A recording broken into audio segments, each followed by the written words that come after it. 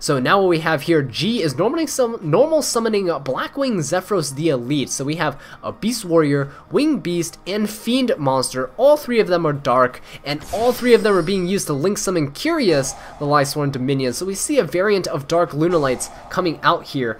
Oh, but the effect Veiler stopping the Curious from doing its job. That sucks. That actually sucks. That hurts a lot.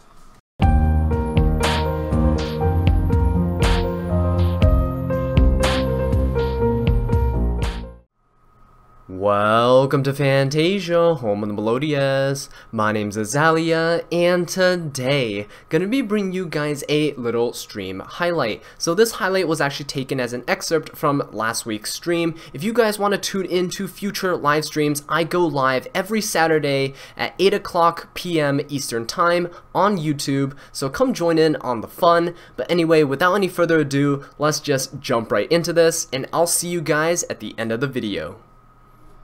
But anyway, so we have G versus Hakuzho right here. Last duel for the stream. Rock, paper, scissors.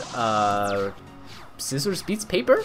And we have G going first. So I don't know if G is on this side or on the other side of the screen. But we'll see. We'll find out shortly enough. Once they start actually playing cards. So G is playing a 40 card deck. 15 cards in the extra deck, pretty standard. Kaleido Chick is being summoned with some Lunalight action. Lunalights represent.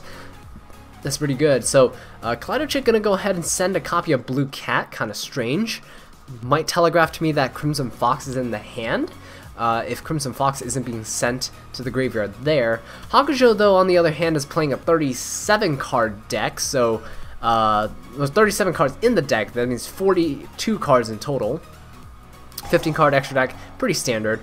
Lunalight Tiger being activated in the Pendulum Scale, gonna go ahead and use its effect to bring back that Lunalight Blue Cat from the graveyard, which is, you know, not that bad. It's pretty good.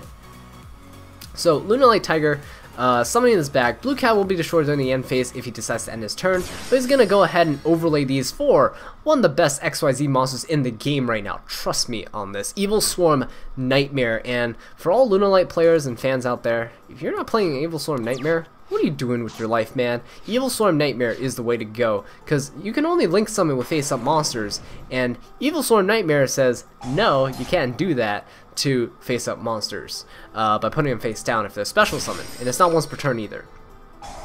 So the Agent of Creation, Venus, gonna go ahead, use his effect, summon a Shine Ball. Nightmare says, nah, flip that face down, and okay, so we have Venus saying, hey, you know what, here's another Shine Ball. What are you gonna do about that? So Hakuzho is gonna keep spamming these Shine Balls out, and G flipped one of them face down. G's gonna flip another one face down. That's actually a really smart play. This locks out two monsters that could have, so this could have been 4 monsters, right, that was used for link summons. Now only 2 of them are available. The other 2 are just really weak monsters that are face down. And Evil Swarm Nightmare basically did his job. So, you know, Link Spider being summoned, this one Evil Swarm Nightmare basically just prevented Saryuja from coming out, and that's a fantastic play. I would have done the same thing. Now, we have, check this out, being summoned under the Link Spider right here from the hand. Probably wouldn't have been able to predict that, just because we only saw the Venus, so it technically could have been anything going on. But the Nightmare did his job, and even if it dies here, it should be fine. Nightmare Phoenix being summoned, though. Nightmare Phoenix discarding a Mekk-Knight. Okay, so we see some Mekk-Knights coming in here as well. Looks like this is just a Mekk-Knight deck featuring Venus for like consistency and like Saryuja and stuff like that, probably. Phoenix gonna go ahead and pop the Lunalight Tiger, which brings back the Blue Cat. So it's a good thing that Blue Cat was actually sent with the Kaleido Chick earlier and not the Crimson Fox. So this actually makes it so that Blue Cat can float into other Lunalight monsters. Basically acting as like a wall of defense against all of these shenanigans that are happening here. Evil Swarm Nightmare sitting pretty safe, 1950 defense against Nightmare Phoenix's 1900. Decode Talker being summoned. Decode Talker now can attack over anything with 3,300 attack points. Scars caused by the World Legacy. So World Legacy Scars being activated. All Mekk-Knight monsters on the field gain 300 attack and defense. And once per turn you can discard one Mekk-Knight monster or one World Legacy card to draw one card. So pretty decent field spell, in my opinion. Mekk-Knight Purple Nightfall being special summoned to the field under the Deco Talker and the Blue Cat, and then it went ahead and banished itself to go ahead and add a Mekk-Knight monster from the deck to the hand, except a copy of itself. So that is not that bad. This helps the Mekk-Knights continue rolling out from the hand. So if that Mekk-Knight that he added, oh no, he didn't summon the one that he added. He had another one in his hand.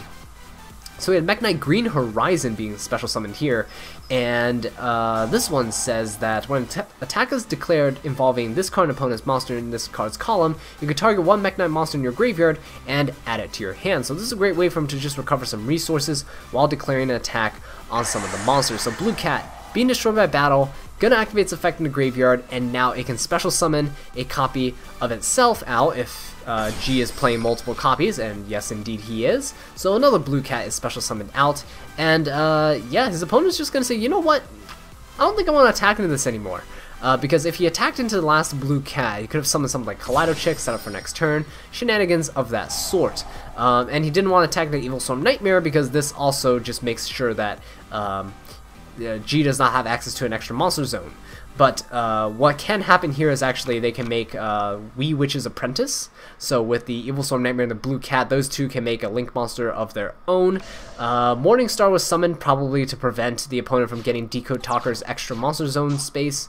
It's nice to make sure your opponent doesn't have places to summon their extra deck monsters, or at least limit it to as little as possible.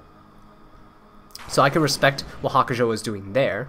So now what we have here, G is normal summoning Blackwing Zephyros the Elite. So we have a Beast Warrior, Winged Beast, and Fiend monster. All three of them are dark, and all three of them are being used to link summon Curious, the Lightsworn Dominion. So we see a variant of Dark Lunalights coming out here. Oh, but the effect Veiler stopping the Curious from doing its job. That sucks. That actually sucks. That hurts a lot. Okay. But not all hope is lost because... Oh, I was going to say because there's Zephyros, but hey, this also works because Monster Reborn is a card, so why not? Monster Reborn going to go ahead and bring back that Kaleido Chick from the graveyard, and that's going to be a really good asset to him because Kaleido Chick can go ahead, send a monster from the deck to the graveyard here. Or the extra deck, actually. Sending the Lunalight Cat Dancer. That's very interesting. Okay. In response, Hakuzho flips over World Legacy Secret, and when this card is activated, you target a level 5 or higher monster in your graveyard, special summon it, and when this card leaves the field, destroy that monster. But you can also negate any opponent's monster effect that activates in the same column as a Mekk-Knight monster you control. So, that means that the leftmost zone, the one that Kaleido Chick is in, is being locked out by the... World Legacy Secrets, and also the one with Morningstar as well, so those are kind of dangerous to play with. Now, Kaleido Chick gets its effect negated, but still sent the monster sent as a cost. The effect is actually just taking the name of the monster that was sent. So, Kaleido Chick doesn't get to take the name of Cat Dancer, but that seems to be fine. G gonna go ahead into the battle phase. Curious gonna attack into the Mystical Shine Ball. That is all fine and dandy. And then Kaleido Chick as well can just go ahead and attack the other Shine Ball, which is gonna be nice.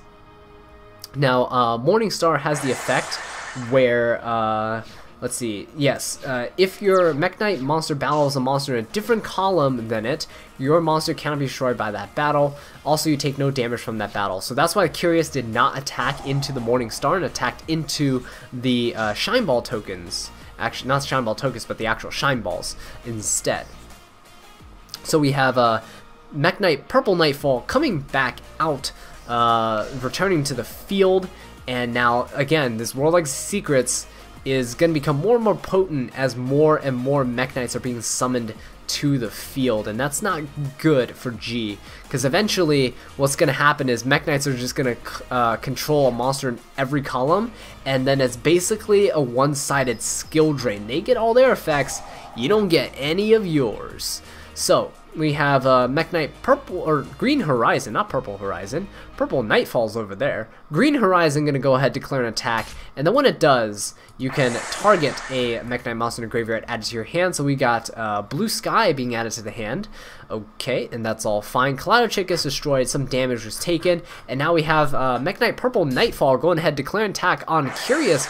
Curious getting destroyed, but Curious can actually now go ahead and add any card from the graveyard back to the hand. Now, last turn, I would have actually sent with Kaleido something like a Lunalight White Rabbit, or even potentially something like a Lunalight Tiger or Lunalight Wolf, just so I have something to use with Zephyros on my next turn if Curious does get destroyed. Sure, at this point right now he has a Curious and Monster Reborn loop, which is a pretty interesting loop, but it's not really sustainable if your opponent has something that can attack over Curious every turn, and you don't really have anything else other than Curious to back you up. So that is something to keep in mind. So what we have here is now Purple Nightfall going ahead, saying, yeah, we'll just get rid of the Green Horizon there. We're going to go for a search. That's all cool. Monster Reborn next turn doesn't really have too many targets, to be fair. There is a Zephyros there, but that's not really going to help out a lot. Mekk-Knight Morningstar, another copy of it is being summoned here. And if this card is Link Summon, you can discard one Mekk-Knight monster or one World Legacy card, add one World Legacy card from your deck to your hand. So that's the reason why, even though it looks minus, it was done for a reason. So World Legacy Succession is being activated here, and it's a Monster Reborn. So he can Monster Reborn anything into the zones of Morning Star. So yeah, we can see all these cards here in the graveyard that could potentially be summoned back, but we see Purple Nightfall being chosen instead, so hey, you know what, that's perfectly fine. So these two zones right here are going to be locked, so the opponent can't really do anything about it in terms of monster effects. And we see Mekk-Knight Indigo Eclipse coming down, moving its zone over, but they're just kind of spreading themselves out. The Mekk-Knight's just kind of like spreading out, saying, you know what, these three zones, these three columns, yeah, we control them now. This is our territory. Keep in mind that next turn, we can actually have Green Horizon come back, and we have Indigo Eclipse can actually target the Crimson Lotus, or the Red Moon, sorry, Mekk-Knight Red Moon, and just move it into a zone where a monster is supposed to be. Yeah, just like that. And so we have World Legacy Whispers being activated here, and this negates spell cards. So that's not good. In all these four columns, you can't activate a monster effect or a spell or trap card, or just a spell card. Trap cards, not so much, right? That's not being negated, but whew, that's a doozy. This Mekk-Knight lock is insane, because at this point, this is the only turn left where he can actually do something. No, don't do that, not the Monster Reborn there. You're supposed to Monster Reborn in the leftmost column, man. The Monster Reborn is also getting negated. Oh, man. So next turn, really the only thing that can happen... Oh, never mind. There's a normal summon. White Rabbit's there. Hey, we're being saved. Okay. Kaleido being summoned back, that's all good. I hope that last card's a Polymerization, because if it's not, then we're going to be in a bit of trouble. So, what I was going to say is that next turn, Green Horizon's going to return back to the field, and that's not going to be so good, because every single column will have a Mekk-Knight monster in it, and that means you can't do anything, because all of your monster's effects will be negated, and all of your spell card effects will be negated. Literally, like, no way to out this thing without, like, Kaijus or Winged Dragon or All Spear mode, or, like, a trap card, potentially, although they do have one that negates trap cards, too, I believe. It's just insane. It's just absolutely insane. Or, I mean, potentially something triggers in hand or the graveyard, that also works. Alright, so what we have here is Zephyros bouncing back the Kaleido to the hand, summoning himself out. Quite strange that he would choose the Kaleido to add to hand and not the White Rabbit. Because I would assume that you would bounce the White Rabbit, and then, you know, Zephyros and Kaleido can potentially make a rank 4, I don't know, something of that sort. Anyway, though, we have Apprentice Witchling being summoned. That's actually quite a smart move, because it decreases the attack of a lot of the opponent's monsters, which is pretty good. Although Scars caused by the World Legacy is kind of there, and also Morningstar just says, you know what, you can't really destroy the Mekk-Knight stuff, so yeah, this is not looking to be a good situation to be in. G already knows. He's like, hey man, I think I'm dead. Because at this point, complete field lock in terms of monster effects and spell cards. Yeah, Hakuzho agrees. Hakuzho agrees. It's pretty much game over. I remember playing against this, and Mekk-Knights, man. Mekk-Knights, when they established this lock, oh my god, did he get every single Mekk-Knight out on the field? Yes, he did. So we have Red Moon, Green Horizon, Purple Nightfall, Blue Sky, and Indigo Eclipse, all there just chilling on the field under the Morning Star. And they're beating the heck out of this Apprentice Witchling. Rest in pepperonis. Witchling can activate its effect in the graveyard to add something back. Unfortunately, it's not going to be anything like a Battle Fader, so I think I think this is over. Yeah, so we're just waiting for Hakuzho to declare his last attack. Morningstar gonna finish things off. Mekk-Knight lock. We have a beautiful rainbow of all these monsters. GGs are being called. And that is game.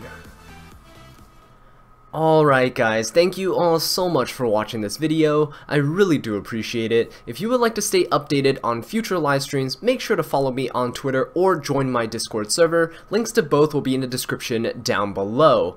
And until next time, take care.